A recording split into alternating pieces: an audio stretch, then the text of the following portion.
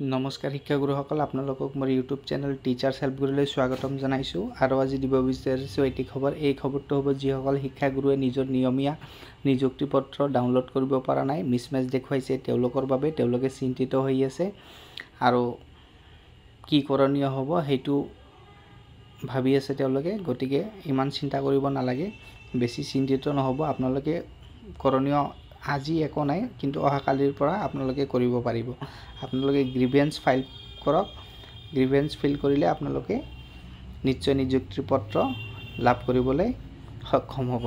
গতিকে যিহেতু আপোনালোকে আগৰ পৰাই চাকৰি কৰি আছে, ইমান দিন ধৰি চাকৰি কৰি আছে, কোনো ধৰণৰ ডকুমেণ্টছত খেলি মেলি নাই, আপোনালোকে আবেদনো কৰিছিল, হয়তো ঠিকমতে আবেদন কৰিছিল আৰু তাৰপিছতো যদি ডাউনলোড হোৱা নাই, তেতিয়াহ'লে আপোনালোকে গ্ৰিভেন্স ফিল কৰিব 3 তাৰিখৰ পৰা 8 তাৰিখৰ ভিতৰত, 3 ছেপ্টেম্বৰৰ পৰা 8 ছেপ্টেম্বৰৰ ভিতৰত। আকৌ কৈ দিছোঁ মই। গতিকে এই সময়সীমাৰ ভিতৰত আপোনালোকে গ্ৰিভেন্স ফিল কৰিব। গ্ৰিভেন্স ফিল কৰাৰ পিছত আপোনালোকৰ এপইণ্টমেণ্ট লেটাৰ আপোনালোকে ডাউনলোড কৰিব পাৰিব। গতিকে বেছি চিন্তিত নহ'ব। আৰু শিক্ষামন্ত্ৰী মহোদয়েও আজি ঘোষণা কৰিছে যে কোনেও বাদ পৰি নাযায়। কেৱল যিসকল শিক্ষাগুৰুৱে কস্তুৰবা গান্ধী বালিকা বিদ্যালয়ত চাকৰি কৰিছিল আৰু তেওঁলোকে আবেদন কৰিছিল নিয়মীয়া পদৰ বাবে, গতিকে তেওঁলোকে এই নিযুক্তিত অংশগ্ৰহণ কৰিব দিয়া নাই। গতিকে তেওঁলোকে নিজৰ নিযুক্তি পত্ৰ ডাউনলোড কৰিবলৈ সক্ষম নহ'ব। হয়, কস্তুৰবা গান্ধী বালিকা বিদ্যালয়ৰ যিসকল শিক্ষক শিক্ষয়িত্ৰী আছিল তেওঁলোকৰ বাবে এইটো নিযুক্তি নহয়। এই নিযুক্তিটো আছিল কেৱল SSC আৰু ষ্টেট পুল শিক্ষকসকলৰ বাবে। গতিকে আপোনালোকে ইমান চিন্তিত নহ'ব। নিশ্চয় আপোনালোকে অহাকালিৰ পৰা গ্ৰিভেন্স ফিল কৰিব আৰু গ্ৰিভেন্স ফিল কৰাৰ পিছত আপোনালোকে নিজৰ নিযুক্তি পত্ৰ ডাউনলোড কৰিবলৈ সক্ষম হ'ব।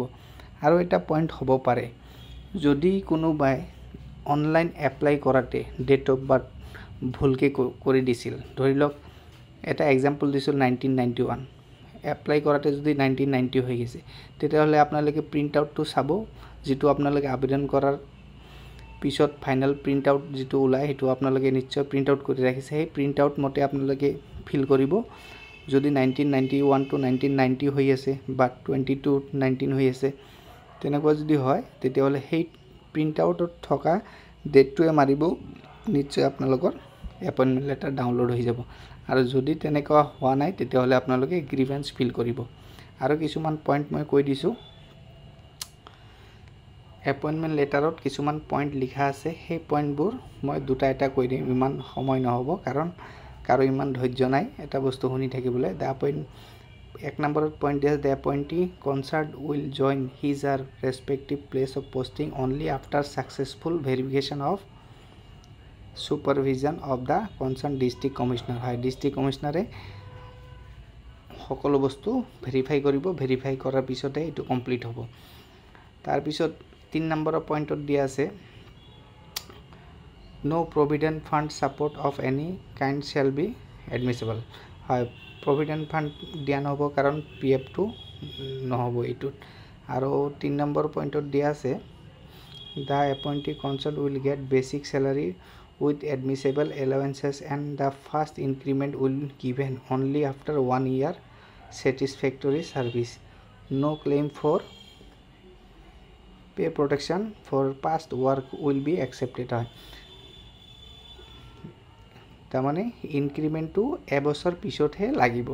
এবছৰ পিছত চাকৰিকাল এবছৰ হোৱাৰ পিছত পৰাহে ইনক্ৰিমেণ্ট লাগিব। আৰু যিটো পাষ্ট মানে লাষ্ট যি তেওঁলোকে কণ্ট্ৰেকচুৱেল বেচিছত চাকৰি কৰি আছিল, তাৰে বাবে পে প্ৰটেকশ্যনৰ কোনো দাবী কৰিব নোৱাৰিব আৰু এইটো একচেপ্ট কৰা নহ'ব। গতিকে আৰু এটা পইণ্ট দিয়া আছে ইয়াতে, কিছুমানে শংকিত হৈ আছে যে ওপৰৰ 4 নম্বৰ লাইনত আপোনালোকে চাব, ওপৰৰ পৰা এইখিনি লিখা আছে আপোনালোকৰ এপইণ্টমেণ্ট লেটাৰত, আপোনালোকে চাব পাৰে, on purely temporary basis in the pay band. হয়, টেম্পৰাৰী বেচিছ লিখা থকাৰ বাবে কিছুমানে ভাবে যে টেম্পৰাৰী নহয়, এইটো নিয়মীয়াই হয়, ৰেগুলাৰে হয়, কিন্তু 3 বছৰ বা 5 বছৰ পিছত ছাৰ্ভিচ কনফাৰ্মেশ্যন আহে। সেই ছাৰ্ভিচ কনফাৰ্মেশ্যন লেটাৰ অহাৰ পিছতে ছাৰ্ভিচটো কনফাৰ্ম হৈ যায়। গতিকে একো চিন্তিত নহ'ব, আপোনালোকে জইন কৰিব। আৰু ভিডিঅ'টো চাই থকাৰ বাবে ধন্যবাদ। মোৰ চেনেলটো লাইক কৰিব, শ্বেয়াৰ কৰিব আৰু ছাবস্ক্ৰাইব কৰিব। Thank U.